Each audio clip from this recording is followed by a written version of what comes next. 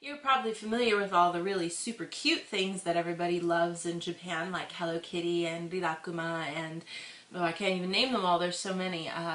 Japan prides itself on being cute. This you can see just from how much people all over the world have accepted and have started using the word kawaii as regular, part of their language. I kind of laugh when I hear it because it sounds so strange. In the middle of an English sentence to hear these young kids saying, kawaii. It's like, what? Hey, you guys are using that word. Okay. But I think, you definitely have an image that Japan is cute. The anime characters, the style, the design with the big eyes and the cute faces, definitely a huge image impact for what is popular in Japan. But there is an underside, and I think it comes from the fact that there's just too much cuteness in Japan and people are rebelling. So there's a few designs and characters that are just outright ugly, and they get insanely popular. One really popular and common thing, for example, for a lot of more mainstream people would be the game Katamari. The characters in that, if you look at that, like the prince and the king, especially the king, I mean the prince is cute, but the king, yeah, not so attractive. And the whole, design approach of that game is definitely a little on the weird side and does not come from making things super cute and adorable. Another really popular example might be Crayon Shin-chan. His style and design of drawing is certainly not what you expect from a normal Japanese anime, and has, you definitely can recognize it very quickly. So I think, you've got a little bit of history there of some of these kinds of things that get really popular despite not being very attractive. Actually, maybe because they aren't attractive. But one thing that is super insanely popular right now, especially with my daughter's age in elementary school, are these little guys, and I don't know if I can show you guys this little mushroom guy here.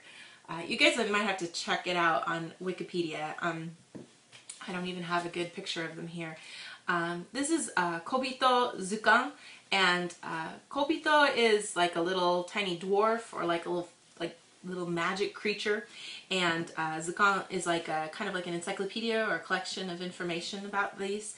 And this person that designed these, and I know you guys can't really see them very good, but to give you an idea, they're just like these little like mushrooms but with a human face inside, and the human face is like very realistic and yet very ugly, and usually with really exaggerated noses and gigantic lips, and really stuff that you'd see, people like that you'd see walking down the street. It's kind of scary.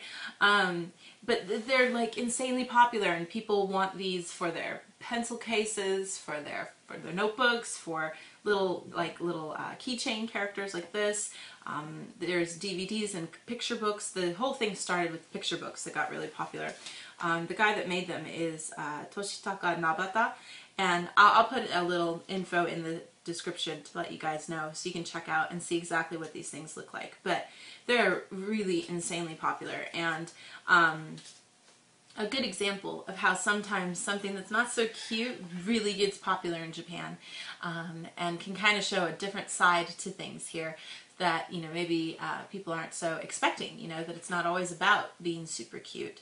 And I hear kids saying the same thing, though, that they're adorable and cute, and oh, I like this one best, he's so cute, and I'm sorry, there's no way that that guy is cute, he's just ugly. So, but they still use the same words of talking about them as if they are cute. So I think that's kind of fun to watch, the little kids, getting really excited about that. My daughter hates them. She thinks they're disgusting and hideous, which I think, wow, good, I'm glad you're holding your own against everybody. Maybe in a few years she will succumb to peer pressure and, be plastering her wall with posters of these strange, ugly guys. But but by then they probably won't be famous anymore. Things don't last here. Things come and go very quickly. So you never know what's going to be the new hot item next week.